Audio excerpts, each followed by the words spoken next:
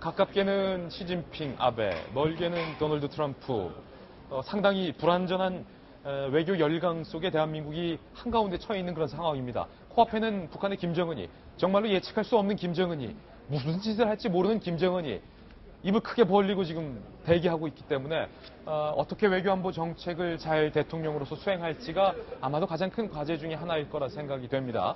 나라다운 나라 든든한 대통령, 아마도 문재인 대통령이 그런 안보 불안감을 불식시키고 든든하게 나라를 지키겠다라는 의지를 표명한 것으로 저희들은 해석을 하겠습니다.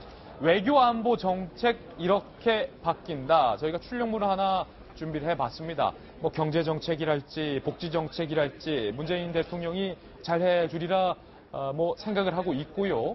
한 가지 가장 큰 현안은 바로 외교안보 현안이 당장 준비되어 있습니다. 왜냐하면 뭐 인수위 없이 바로 대통령으로 업무를 시작하기 때문에 현안을 바로 처리해야 하는 입장인데 첫 번째 대통령이 후보자 시절부터 밝혀왔던 것을 근거로 한번 작성을 해봤는데 주한미군과 사드에 관한 현안 좀 자세히 볼까요?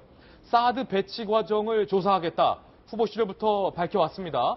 그리고 사드 배치 여부에 대해서 국회 비준을 추진하겠다라고 밝혔다는 거예요. 윤태곤 실장님.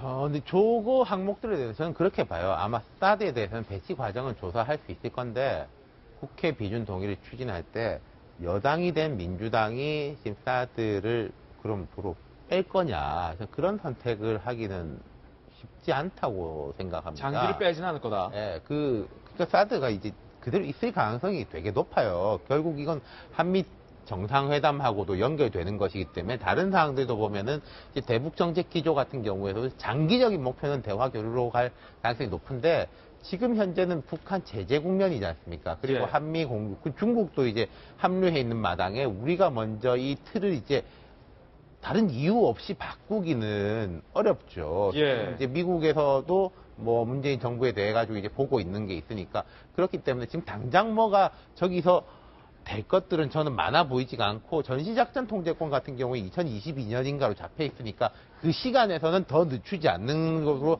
준비가 들어갈 것 같고 늦추지는 않되 당겨서 전시작전 통제권을 뭐 우리가 당장 그걸 할 때는 아니라는 거죠. 가져오지는 않을 거다. 예. 예. 그리고 아마 여기서 제일 부담이 덜한 건 그나마 한일 위안부 합의 일본과 재협상 추진인 것인데 근데 이제 그 부분은 또 일본 입장에서는 뭐 별로 받아들이기가 쉽지가 않을 것 같다. 그래서 전반적으로 외교 안보 정책이 가치 판단에 대한 문제가 아니라 새 정부의 운신의 폭이 좀 좁은 상황이라고 볼 수 있을 것 같아요. 참 결정하기 힘든 것이 외교안보 정책이고 또 동시에 너무나도 중요하고 복잡한 것이 외교안보 정책이기 때문에 이 개성공단 문제만 해도 김병민 의원님 네.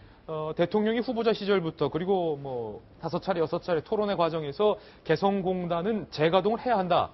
라고 밝혀왔다는 거예요. 그런데 지금 같은 북한과의 6차 핵실험이 임박한 국면에서 아무리 토론회 때 대선 후보 신분으로서는 그렇게 얘기했더라도 막상 또 대통령이 돼서는 뭐 당장 개성공단을 운행하기가 쉽지는 않죠. 개성공단 확장을 공약으로 내걸었지만 문재인 후보 대통령 같은 경우도 후보 시절에 계속해서 얘기했던 게 북한이 6차 핵실험처럼 계속해서 도발을 하는 한은 대북 제재 국면에 같이 공조할 수밖에 없다. 그러니까 말 그대로 남북 관계에 대한 개선을 해나가는 것들이 이제 문재인 정부의 당연한 지상 최대의 과제겠지만 현재와 같은 상황에서는 바로 선뜻 진행하기가 어려운 측면들이 있다라는 것들을 분명히 선을 걷기 때문에 저는 이제 문재인 대통령이 당선됐다 하더라도 이러한 부분 속에서 개성공단 재개라든지 그리고 금강산 관광 재개 같은 부분들이 전 정부에 추진했던 것처럼 급격하게 전환되기는 좀 어려움이 있다라고 보여지고요.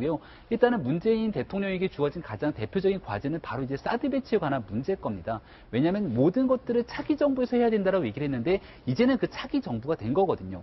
그리고 오늘자로도 캠프 관계자들의 이야기를 들어보면은 결과론적으로 늘 얘기해 왔던 것처럼 국회 비준 동의가 중요하다고 얘기하고 있는데 국회 비준 동의라는 건 앞서 이제 문재인 대통령이 얘기했던 것처럼 문재인 정부가 아니라 더불어민주당의 정부인 거거든요. 따라서 차기 정부라고 볼 수 있는 문재인 대통령이 민주당 정부와 함께 정부의 입장을 정해놓으면 거기에 따라서 국회 비준 동의는 함께 따라가는 것 아니겠습니까? 따라서 이제는 절차상의 과정으로 국회의 공을 미룰 것이 아니라 문재인 정부의 입장이 무엇인지를 명확하게 밝힐 때가 다시 된 거라고 볼 수 있는 거죠. 예, 거듭 말씀드리지만 문재인 대통령이 소속된 민주통합당 여소야대 국면입니다. 여소야대. 국회 선진화 법안 이후로 여당이 다수가 아닌 이상 뭔가 제대로 된 법안을 하나라도 통과할 수 없는 상황이기 때문에 지금 민주통합당을 제외한 자유한국당, 더불어민주당을 제외한 자유한국당, 바른정당, 국민의당조차 사드 배치에 대해서는 현재 국면에서 찬성이다라는 당론을 갖고 있기 때문에 더불어민주당 입장에서 만약에 사드 배치에 대해서 반대 당론을 계속해서 고집한다면 당분간 협치는 힘들어지지 않을까라는 생각도 들어서 문재인 대통령이 지혜롭게 이 문제 잘 해결하리라 기대를 해보겠고요. 지금 짧게 한마디 드릴까요? 제가 아까 문재인 대통령이 천천히 서둘러야 한다는 얘기를 드렸는데 두 개 다 모순되는 얘기죠. 근데 천천히라는 건 조업정 보이지 말라는 얘기인데 서둘러야 된다는 얘기가 핵심이 지금 바로 저 부분입니다.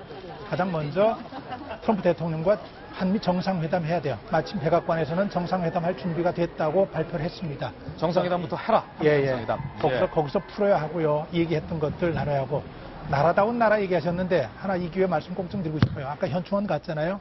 나라다운 나라의 핵심이 뭐냐면은 나라 위에서 희생한 사람들을 존중하고 그분들을 보상해주는 것이 정착돼야 하는 게 그게 나라다운 나라입니다. 예. 안타깝게도 그렇게 목숨을 바친 분들보다도 대한민국은 어쩌다 보니까 각종 시국 사건, 국가와 관련된 사건에서 관련된 사람들이 그분들보다 더 대접받는 듯한, 거꾸로 얘기하면은 그렇게 목숨 바친 사람들은 오히려 대접이나 그 존경에 있어서 소홀해지는 그런 경우들이 지금 많이 나타나고 있고 거기에 대한 불만들이 있거든요. 그것도 좀 바로잡혔으면 좋겠습니다. 네, 예를 들어서 천안함에 탑승을 해서 나라를 지키다가 목숨을 잃은 우리 천안함 희생 장병들에 대한 처우도 그렇죠. 좀 개선이 돼야 된다. 그런 점 꼭 문재인 대통령께서 경찰 공무원, 소방공무원 예, 다 마찬가지. 맞습니다. 예.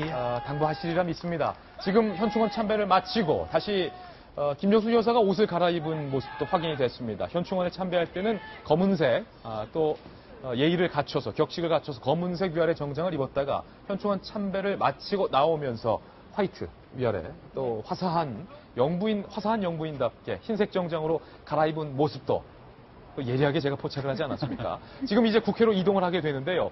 문재인 대통령 시대의 핵심 공약 3가지를 저희가 복기를 해봤습니다.